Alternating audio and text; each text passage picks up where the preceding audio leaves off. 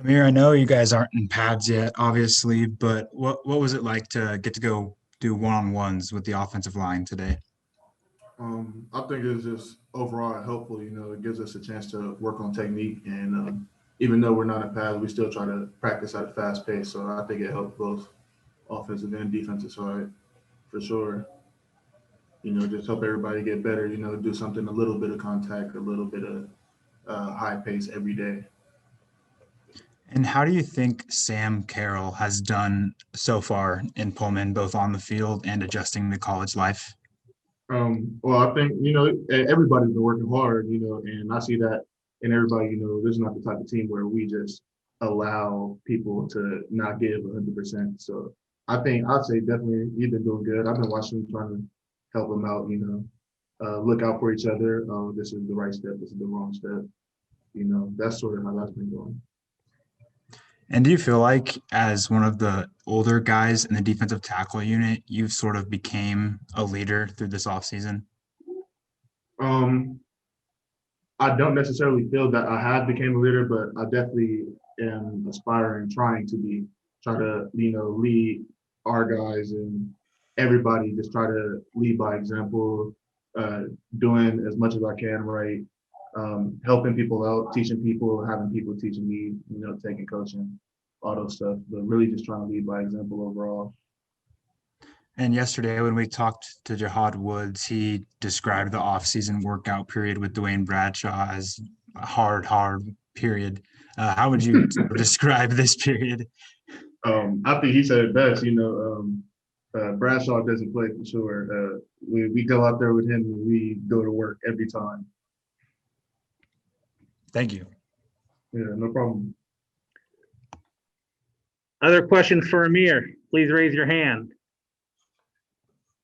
Barry Bolton with Coug Fan, go ahead.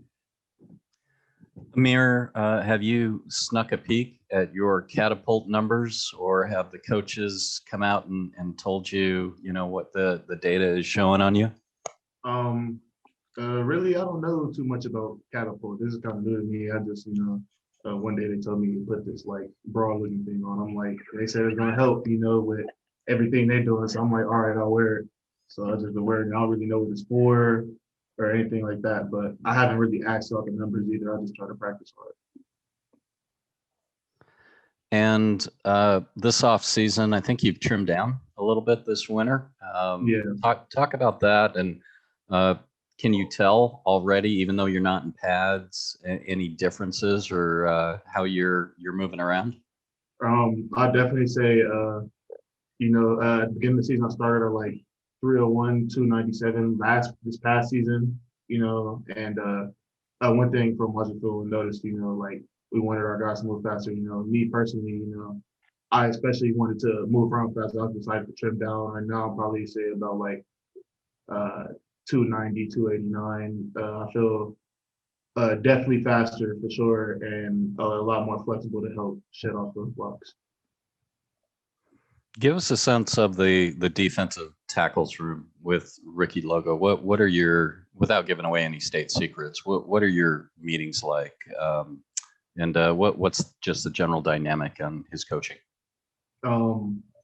Really, he just tries to get everybody, to zone in as a group collectively, for however long this set period of time, depending on how the practice was before, he might have a lot to talk about, or he might only have a couple of things we really need to patch up, and then we just watch some extra film to work on some new stuff. But I definitely say everybody's really, the vibe in there, sort of just everybody being focused and, paying attention, so we could really get better at and understand what we did wrong the day before and how we could get better and how we could do better.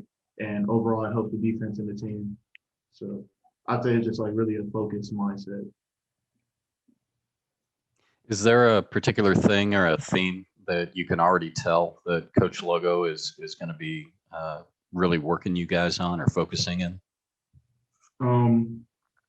I definitely say, probably every defensive line coach will probably feel this way, but hands and feet, he really stresses, especially our steps, like just focusing on that, like have good steps every time, be consistent, having good feet, having good steps, taking the right step, you feel me, shooting your hands at the right marker, the right place, save you, even if you possibly get off the ball late or they run a play you didn't expect. I say that's really what he's been trying to push on us. And, it seems simple, but it doesn't always go that way. So we just really trying to focus and work on that. And then among your fellow defensive tackles, is there one guy who just cracks everybody up, just the jokester, the guy that makes you laugh the most? Who's the funny guy in the room?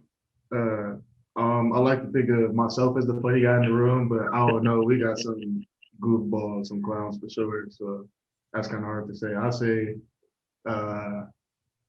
Dallas Hobbs, Garay Harris. We got a lot of guys really. Gabe, I can't really just pick a specific one. How about the guy who just can't quite figure it out, whether it's what he's wearing or has a terrible singing voice, but thinks he has a great singing voice? Anybody like that? I wouldn't say we have any guys that can't quite figure it out. I think we got a lot of good guys, and they try to do their best to their ability. And I feel I could definitely see all of us getting better. So that's all I could hope for.